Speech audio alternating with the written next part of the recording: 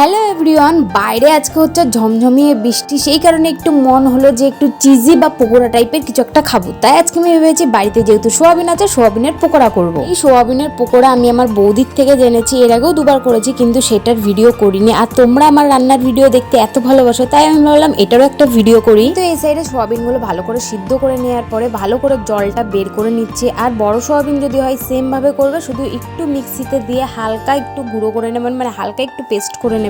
বড় সোয়াবিন গুলোর ভেতরে কিন্তু মশলা ঢোকে না, সেই কারণেই ভালো করে মানে হালকা করে একটু পেস্ট করে নেবে মিক্সিতে। আমার কাছে তো ছোট সোয়াবিন ছিল, সেই কারণে আর পেস্ট করিনি আমি। সোয়াবিনের উপর বেসন দিয়ে দিলাম, তারপর দিলাম ভাজা মশলা, তারপর দিলাম পেঁয়াজ কুচি, আর তারপরে এইখানে আদা পেঁয়াজ রসুন লঙ্কা সবকিছুর যে পেস্টটা করেছিলাম ওটা দিয়ে দিয়েছি। তারপর দিয়েছি জিরা হলুদ, তারপরে দিলাম চিকেন মশলা আর নুন। আরেকটা কথা বলে রাখি, সোয়াবিন সিদ্ধর টাইমে কিন্তু জলের মধ্যে একটু নুন দিয়ে দেবে, কারণ যাতে নুনের ফ্লেভারটা সোয়াবিনের ভেতরে ঢোকে। মাখার টাইমে কিন্তু কোনো রকম জল দেবে না, কারণ সোয়াবিনের মধ্যে যেটুকুনি জল থাকবে ওইটুকুনিতেই মাখা হয়ে যাবে, এক্সট্রা আর জল দেওয়ার প্রয়োজন নেই। ভালো করে মেখে নেওয়ার পর গরম তেলেতে এক এক করে পকোড়া ছেড়ে দিয়েছি। আর দেখতে কতটা টেস্টি লাগছে, খেতেও খুব টেস্টি হয়েছিল। এইভাবে একবার ট্রাই করে দেখো। তো সবকটা সোয়াবিনের পকোড়া ভাজা হয়ে গেছে, যেটাকে আমি বলি এক বাটি ভালোবাসা, কারণ আমি খেতে খুব ভালোবাসি, সেই কারণে এটার নাম আমি দিয়েছি এক বাটি ভালোবাসা। খাবার খেলে মুড ভালো হয়, খাবার খেলে আমি সবসময় হ্যাপি থাকি, এই কারণে এটাকে আমি এক বাটি ভালোবাসা বললাম। আমি তো যাই এখন খাই। তোমাদের কেমন লাগলো ভিডিওটা?